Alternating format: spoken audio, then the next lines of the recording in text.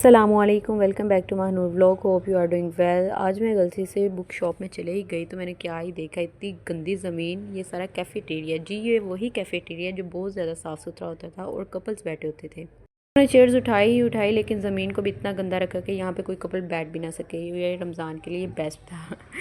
चलें जी, अब यहाँ पे मैं अपनी क्लास लेने के लिए चली गई और फिर यहाँ पर मैं जो है क्लासेस लेकर घर वापस जा रही थी। वापस जाने के फ़ौरन बाद मैं तैयार श्यार हुई, बल्कि तैयार क्या ही होना है, उन्हीं अबाया वगैरह पहना तो वैसे ही चलेगी बोर्ड ऑफिस, क्योंकि हमारे यूनिवर्सिटी में ये जो सेमेस्टर फ़ीस है वो बोर्ड ऑफिस होगी और कहीं भी सबमिट नहीं हो सकती। फिर यहाँ पर मेरा ज़लालत वाला दिन जो है वो शुरू हो जाता है और यहाँ पर मेरे भाई का थोड़ा बहुत काम था जो कि मैं यहाँ पर सोल्व करने के लिए आई थी, बल्कि पूछने के लिए आई थी।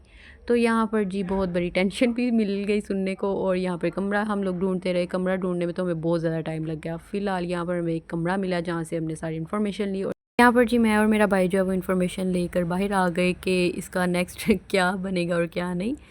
और इसके कारनामे तो सबको ही पता है। चलिए मैं आपको भी थोड़ा बहुत सुना देती हूँ, शायद मेरे मिनी ब्लॉग से किसी का फ़ायदा ही हो जाए सुनकर। तो इन्फॉर्मेशन ये थी कि जो हमें भी अभी पता चली है, पहले नहीं था पता, कि 9th के इसने पेपर दिए, इसकी सप्लीज़ आई, हम लोगों ने इसको 9th में वापस पीछे कर दिया, मतलब अगेन इसको क्लास रिपीट करवाई। लेकिन इसने मैट्रिक की जो एडमिशन है वो भेज दिया हुआ था और वो रोल नंबर स्लिप भी आ गई, और इसने 9 जो है वो रिपीट करना स्टार्ट कर दी और मैट्रिक के पेपर ने दिए और इसमें वो उसकी एब्सेंट लगती गई।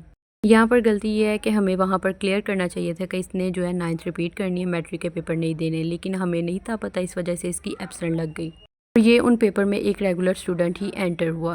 उन्होंने कहा कि इसके जो है वो 9th के पेपर नहीं हो सकते, जो कि इसने रिपीट क्लास के करने हैं, नहीं हो सकते।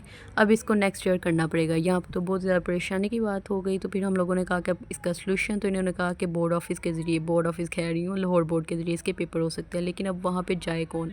फिर जी इन सब बातों का निचोड़ ये निकला कि अब ये 9th और जो 10th है वो सप्लीमेंट्री पेपर देगा। जब 10th का रिज़ल्ट आएगा, मतलब जुलाई में, फिर अगस्त में ये पेपर देगा, मतलब कि ये 9th पे इसकी गई। अब ये बेचारा जो है वो इस साल 9th और मैट्रिक जो है वो दोनों इकट्ठी करेगा।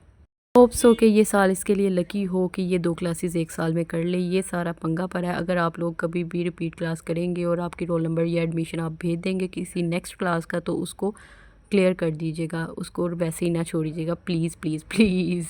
ज़लालत तो जी यहाँ पर शुरू होती है।